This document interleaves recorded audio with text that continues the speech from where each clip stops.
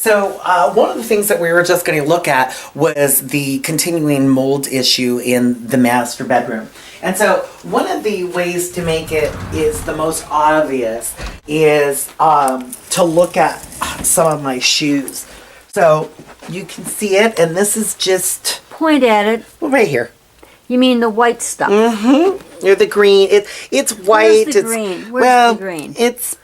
Show the green. Yeah, the white's really it's obvious. white, but it has a different, it's like a grayish color to it. You see it growing all onto the side. Hold it on the so we can see the side. See, it's growing all right in there. Would you call that, now hold the shoe still for a second so we can get a fix on it.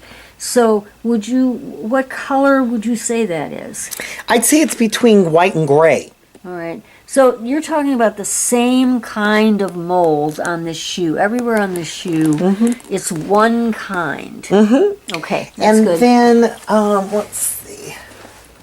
Because you were talking the other day about lots of different colors of it. But that was at the old place. Oh, okay. See how it's grown even on the back of these? Are these shoes now unwearable? They probably are at this point now, and I've had to throw out so many of them before. But these closets go way back. It's dark and warm back there. Maybe a good... Here's like another pair. Okay. Would you say that's a good incubator, the darkness in the back for mold? So now these... And see, and these shoes were all, everything was cleaned out within, I would say, the beginning, March 1st. So this is like within the last couple months, this is what has come up. And you think this is all the same kind of mold? We're going to encounter the same kind of mold in here. We're not going to encounter that multicolored stuff you're talking about. No.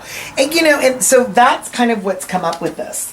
And then there's the traditional like black mold that you'll see around So are we looking now at black mold? Yes. Okay. But this is something that's pretty standard if you see it the way that it's growing.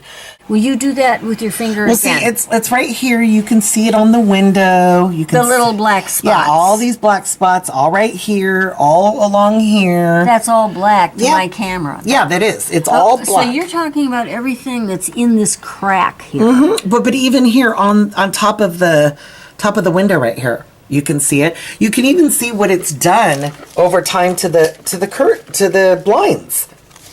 So we're looking at the little spots. You pick one that's got a lot of spots.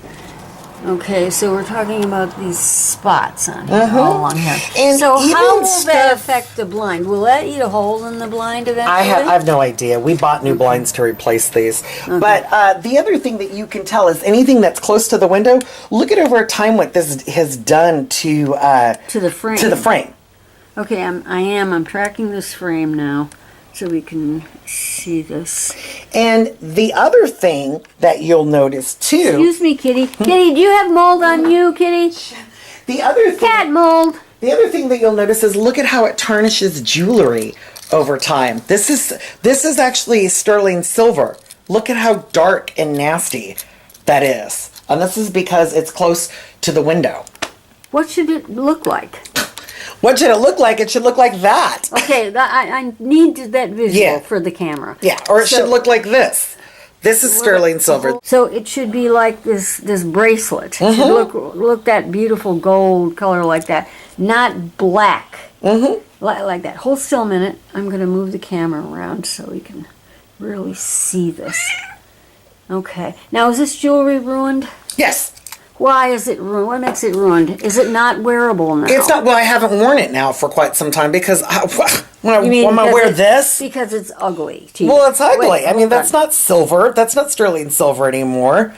But one of the things that I typically do with the jewelry that I do wear is I polish it, and about once every couple weeks, I put it in Windex because the ammonia eats off the oxidization of it. Okay. Yeah. And does that make it wearable again? Yeah. It does, to some extent. Okay. What is your understanding about what mold does to you physically? What is it that makes mold like that, or being around mold like that, dangerous biologically and scientifically? Do you know? Have you researched it to find out how it actually affects you biologically? I have. It's been a little while since I have, but I know that certain types of mold, I believe red is the worst type of mold, but that it can cause someone to die. It gets into your lungs and it affects your respiratory system. People become asthmatic. It cuts off your air supply. Right. It causes blockages in your lungs. Mm-hmm. Is that what you understand about it? Yes. Why is red the worst? I don't know why it is, but when I remember researching it is the worst. And I don't know if it's because of the bacteria that's in it, but yeah. And it's definitely not healthy. So in other words, not only does it cause physiological blockages, there's bacteria and germs in it. Absolutely. That's why it's growing. Right. And that's not healthy to be breathing in or being around.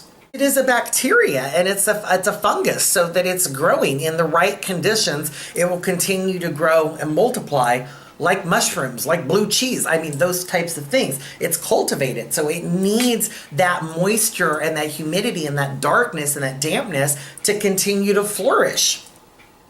It's a plant. It's growing. It's getting more and more, and that's why if you have it in your apartment, the problem will not get better. It'll get worse. Right. The stuff is growing. Right, and it spreads And like a virus. Spreading. Okay.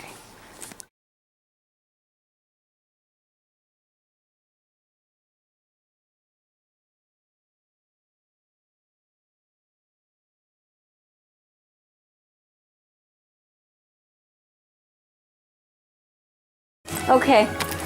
All right.